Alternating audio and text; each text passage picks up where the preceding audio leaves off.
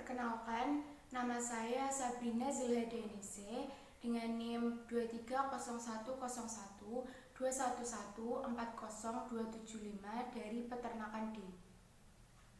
Halo, nama aku Taufik Hidayat dan nomor induk mahasiswaku 2301012140230. Perkenalkan, nama saya Satria Pandu Pradana dari kelas Peternakan D, NIM 23010121140240246. Perkenalkan, nama saya Kurniawan Ismarmata dari Prodi Peternakan dengan NIM 230101211400281. Perkenalkan, nama saya Faik Prayoga Agustian. Saya dari kelompok 11 dengan nomor NIM 230101211400247. Assalamualaikum warahmatullahi wabarakatuh. Halo semua, perkenalkan nama saya Firdaus Alfat Putra Ansyari dari Peternakan D dengan NIM 230101211400297. Sekarang saya akan menjelaskan materi tentang sebaran sampling rata-rata secara singkat. Yang pertama, menurut pendapat Imron 2017, sampling merupakan suatu proses pengambilan jumlah tertentu berdasarkan unit elementer tertentu dalam sampling frame yang disebut sampel dari suatu populasi tertentu. Ada yang kedua, yaitu menurut pendapat Nuruddin et al. 2014, distribusi sampling dari rata-rata sampel akan mendekati distribusi normal jika ukuran sampelnya lebih besar dari 30. Sampling juga dapat dilakukan dengan pengembalian dan tanpa pengembalian. Setiap unsur dari populasi itu, di mana jumlahnya unsurnya dapat terbatas ataupun tak terbatas. Sebaran sampling rata-rata juga mempunyai rumus sebagai berikut.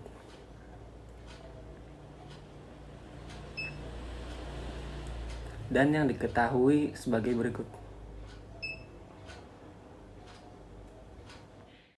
Kemudian contoh soal sebaran sampling rata-rata yang pertama, populasi ayam dengan N6 memiliki umur masing-masing 2, 3, 5, 6, 8, 9. Kemudian diambil sampel umur N sama dengan 2 yang dapat diambil tanpa pengembalian dan populasi tersebut. Carilah rata-rata simpangan baku, rata-rata dari sebaran sampling rata-rata, dan simpangan baku dari sebaran sampling rata-rata. Di sini tanpa pengembalian dengan N besar sama dengan 6 dengan data 2, 3, 5, 6, 8, 9 dan N2 atau sampelnya sama dengan 2. Kemudian untuk rata-ratanya didapatkan 5,5 dan simpangan bakunya 2,5 dengan banyaknya sampel 15. Kemudian rata-rata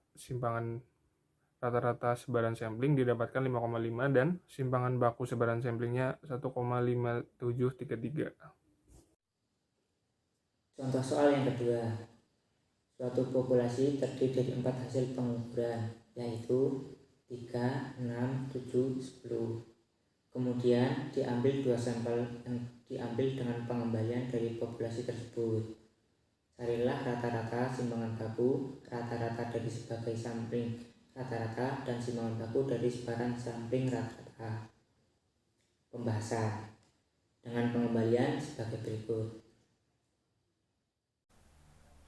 Contoh soal nomor 3, yaitu suatu populasi terdiri dari 6 bobot badan kambing masing-masing 62, 54, 56, 64, 58, dan 60. Kemudian diambil sampel N kecil sebanyak 2 yang dapat diambil dengan pengembalian dari populasi. Carilah rata-rata simpangan baku, rata-rata dari sebaran sampling rata-rata, dan simpangan baku dari sebaran sampling rata-rata. Diketahui N besar atau jumlah populasi yaitu 6, kemudian data bobot kambing, kemudian N kecil ada 2, kemudian mencari rata-rata yaitu jumlah data dibagi N besar yaitu 59, kemudian mencari simpangan baku. Rumus dari simpangan baku ada di sini. Kemudian Kemudian kita mencari nilainya dan ketemu 3,4058. Banyaknya sampel adalah 6 kuadrat atau 36. Kemudian setelah mengetahui banyaknya sampel, kita dapat membuat tabel yang berisi sampel dan rata-rata dari sampel. Tabel pada soal ini ada di sini. Kemudian setelah mengetahui sampel dan juga rata-rata, kita mencari rata-rata dari sebaran sampling rata-rata. Nah, rumus dari rata-rata dari sebaran sampling rata-rata ini ada di sini. Setelah itu kita memasukkan nilainya, yaitu 2,124 per 36 sama dengan 59. Rata-rata di sini sama dengan rata-rata yang kita cari di awal tadi. Kemudian mencari simpangan baku dari sebaran sampling rata-rata. Rumus dari simpangan baku dari sebaran sampling rata-rata ada di sini. Kemudian memasukkan nilainya yaitu 3,4058 per akar n kuadrat per akar n atau akar 2 sama dengan 2,4082. Contoh soal nomor 4 sebagai gambar berikut. Suatu populasi terdiri dari 5 tinggi badan siswa masing-masing 150, 156, 160, 163, 166. Kemudian diambil sampel N sama dengan 2 yang dapat diambil tanpa pengembalian dari populasi. Carilah rata-rata simpangan baku rata-rata dari sebaran sampling rata-rata dan simpangan baku dari sebaran sampling rata-rata. Pembahasan tanpa pengembalian. N sama dengan 5. Data 150, 156, 160, 163, 166. N sama dengan 2. U sama dengan 105, 9. Y sama dengan A kuadrat dalam kurung C kurangi Q dalam kurung pangkat 2 per N sama dengan akar 31,2 sama dengan 5,5856. Banyaknya sampel 5 C2 sama dengan 10. Sampel rata-rata tabel berikut 150, 156, rata-rata 153, sampel 156,163, rata-rata 159,5, sampel 150,160,